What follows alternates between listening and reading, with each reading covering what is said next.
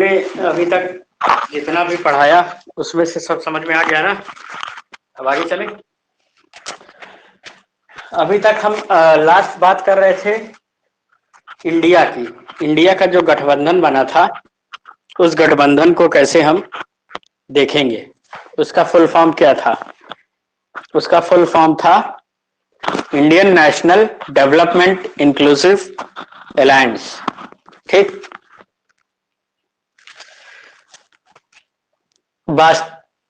बास्तितल दिवस परेड कहां मनाई गई थी? फ्रांस की। ये क्या थी? एक संयुक्त अभ्यास था तीनों सेनाओं का, भारत का और की तीनों सेनाएं, तीनों विंग थे, यानी इंडियन नेवी, आर्मी और एयरफोर्स और प्लस फ्रांस की सेना। ठीक है। आगे, भारतीय अंतरिक्ष अनुसंधान संस्थान द्वारा यानी इसरो के द्वारा किस देश का उपग्रह PSLV C56 के द्वारा सफलतापूर्वक प्रक्षेपण किया गया? किसके द्वारा? PSLV C56। ठीक। सिंगापुर का। कौन सा देश था वो? सिंगापुर का। इसके सैटेलाइट्स को PSLV C56 ने लॉन्च किया। ठीक। एक बार इसको फिर से पूरा समझ लो। रमन सुकुमार जो थे IPCC के उपाध्यक्ष चुने गए। क्या चुने गए? उपाध्यक्ष चुने गए।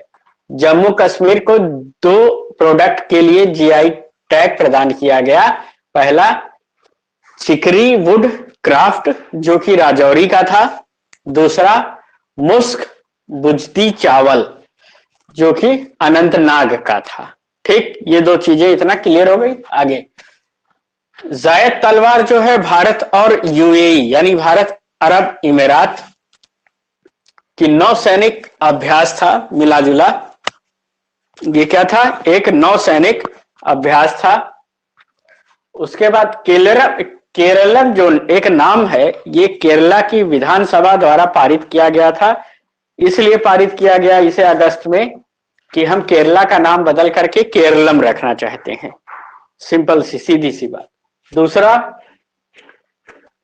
हिमक्राफ्ट हिमाचल प्रदेश में लागू किया गया, जिसे हस्तशिल्प एवं हथकरघा निगम का नाम बदल करके हिमक्राफ्ट कर दिया गया।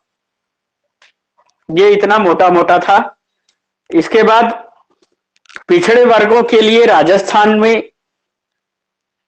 एक बोर्ड की स्थापना की गई जिसका नाम गुरु गोरखनाथ बोर्ड था। ठीक। इसके बाद भारतीय छात्रों को 5 वर्ष के लिए शेंगेन वीजा फ्रांस देने की बात कह रहा है, कि घोषणा की है कि हम भारतीय छात्रों को शेंगेन वीजा देंगे 5 वर्ष के लिए। इसके बाद UN वुमेन ने महिला अनुकूल पर्यटन की पहल की है। केरला गवर्नमेंट के साथ मिलकर के एक global campaigning for gender equality चलाता है UN वुमेन जो है, यूनाइटेड नेशन का वुमेन का कार्यक्रम है, जो कि महिलाओं को सशक्त बनाने में अपना योगदान देता है। ठीक। इतना समझ में आ गया।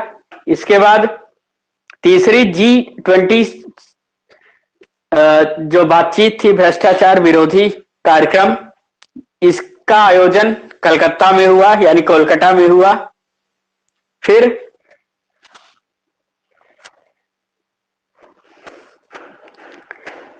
जयपुर में पहली दक्षिण पश्चिमी इंटीग्रेटेड थिएटर कमांड का मुख्यालय बनाया गया। ठीक। गुणवत्तापूर्ण शिक्षा को उपलब्ध कराने के लिए प्रोजेक्ट रेल झारखंड में स्टार्ट किया गया। फिर